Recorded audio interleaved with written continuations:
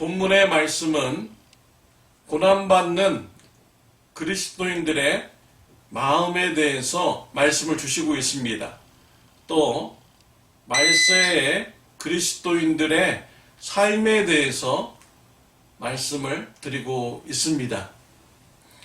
고난을 맞이하는 제자들의 마음은 어떤 마음을 우리가 가져야겠습니까?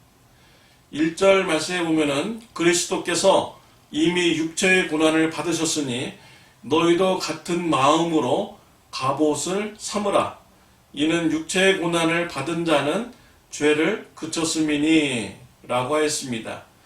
예수님께서는 이미 십자가의 고난을 받으셨습니다. 제자인 우리들도 당연히 고난을 받는 것입니다.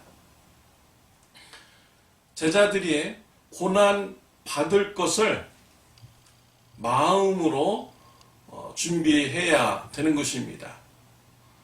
예수님께서 고난 받은 것 같은 마음을 가지고 우리들도 마음속으로 고난 받을 것을 준비해야 합니다.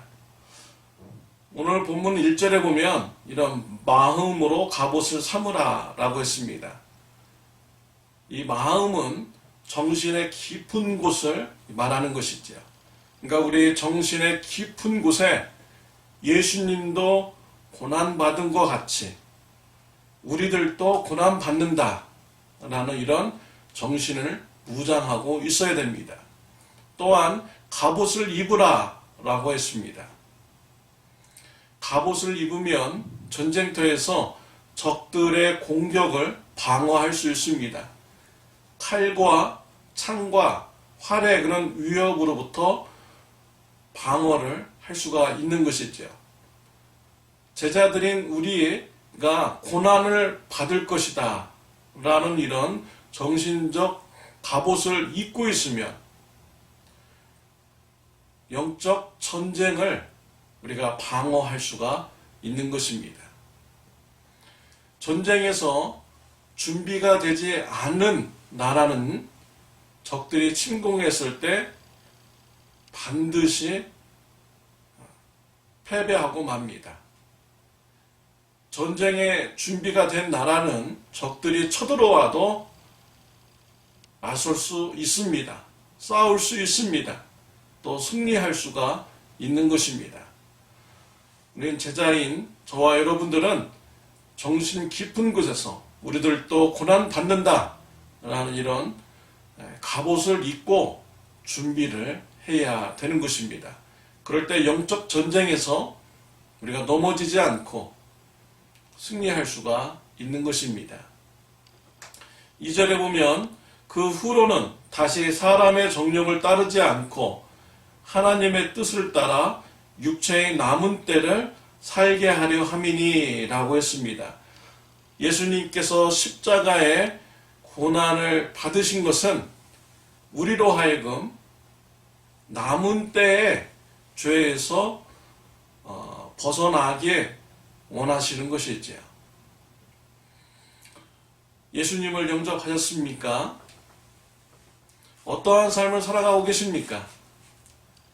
예수님의 보혈의 은혜를 우리가 생각하면서 남은 이런 육체의 시간에 죄에서 멀어져 가고 성화되어 가는 삶을 사는 축복이 있으시기를 바랍니다. 3절에 보면 너희가 음란과 정욕과 술취함과 방탕과 향락과 무법한 우상 숭배를 하여 이방인의 뜻을 따라 행한 것은 지나간 때로 족하도다 라고 했습니다.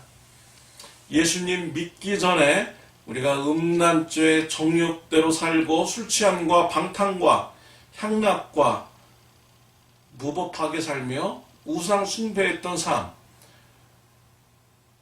예수님 믿기 전의 삶으로 족하다는 것입니다. 충분하다는 것입니다. 이젠 더 이상 그러한 죄를 짓지 말라라고 말씀을 하고 있습니다. 예수님을 믿는다고 하면서 의도적으로 죄가 좋아서 즐거움으로 짓는 자는 신앙을 다시 돌아봐야 됩니다. 정말로 예수님 믿는 자인가 돌아보아야 되는 것이지요. 예수님 믿는다고 하면서 의도적으로 기쁨 가운데 죄를 짓는 자는 예수님의 십자가의 보혈의 은혜를 조롱하는 것입니다. 예수님의 십자가의 은혜를 감사하는 자는 더 이상 죄 가운데 의도적으로 들어가고자 하지 않습니다. 죄에서 벗어나고 성화된 삶으로 나아가고자 하는 것입니다. 4절에 보면 이러므로 너희가 그들과 함께 그런 극한 방탕에 다름질하지 아니하는 것을 그들이 이상히 여겨 비방하나 라고 했습니다. 세상 사람들은 자신들과 같이 죄를 짓지 않는 그리스도인들을 보면서 이상하게 생각한다 라고 했습니다. 그리고 또 비방한다 라고 했습니다. 왜 비방합니까? 예수님 믿는 자들로 하여금 자신들의 죄가 드러나기 때문이죠. 죄를 짓지 않고 선한 일, 의로운 삶을 살아가고자 하는 그리스도인들의 삶의 모습은요, 세상 사람들에게 빛과 같이 보이는 것입니다. 빛 앞에 선 자들은 자신들의 추하고 더러운 이런 모습이 비추어지게 되는 것이지요. 그래서 예수님의 제자들, 죄를 짓지 않고 의로운 삶을 살아가는 자들을 비방하는 것입니다. 우리말 성경에 보면 세상 사람들의 죄를 짓는 모습을 극한 방탕에 휩쓸리는 것으로 표현하고 있습니다.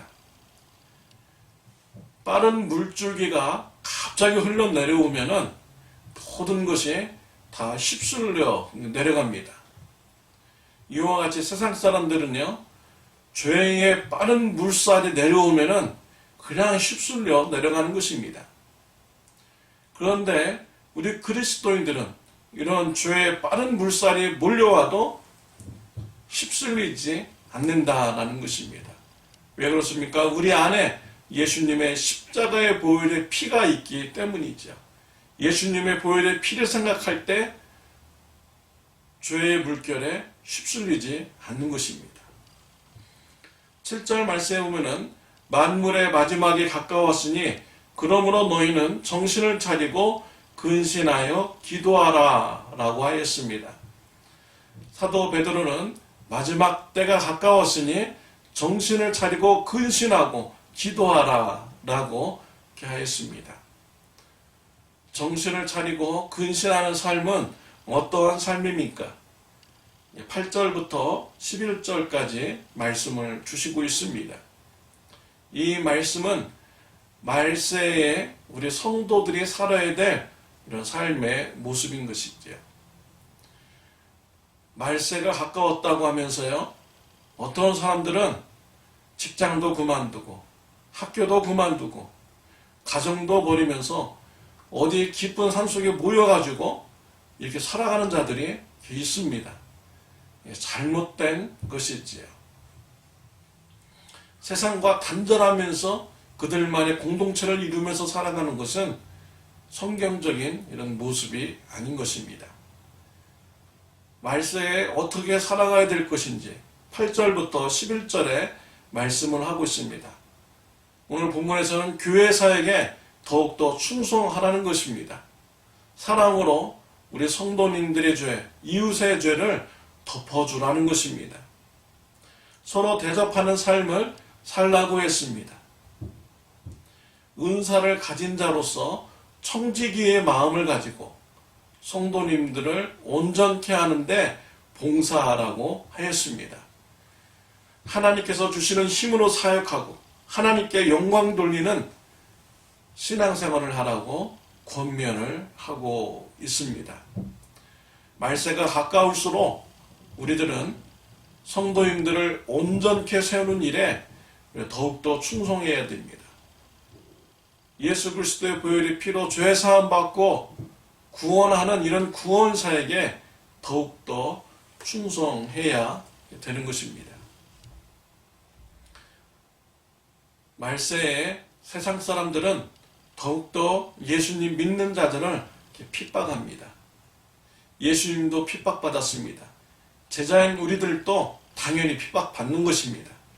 말세에 우리 마음속 깊이 나도 핍박받는다 라는 이런 마음에 준비를 하면 영적 전쟁에 승리할 수 있습니다. 예수님의 보혈의 피를 붙잡고 죄에 휩쓸리지 않는 이런 신앙의 삶을 우리가 살아가야 되는 것입니다. 말세에 더욱더 성도님들을 온전케 하며 구원시키는 일에 충성하는 저와 여러분들이 되시기를 바랍니다. 기도드리겠습니다. 하나님 아버지, 감사합니다. 예수님도 핍박받은 것을 우리가 생각하며 예수님과 같은 마음을 가져서 우리들도 핍박받는다는 것을 알고 우리가 준비하는 자가 되게 하여 주옵소서. 영적 전쟁에서 고난이 올지라도 승리하는 자가 되게 하여 주옵소서. 예수님의 십자가의 보혈의 피를 바라보며 죄에서 떠나는 삶 있게 하여 주옵소서. 말세에 더욱더 성도님들을 온전히 세우는 일에 충성하게 하여 주옵소서. 구원 사역을 감당하는 저와 우리 성도님들 되게 하여 주옵소서. 예수님의 이름으로 기도드렸습니다. 아멘.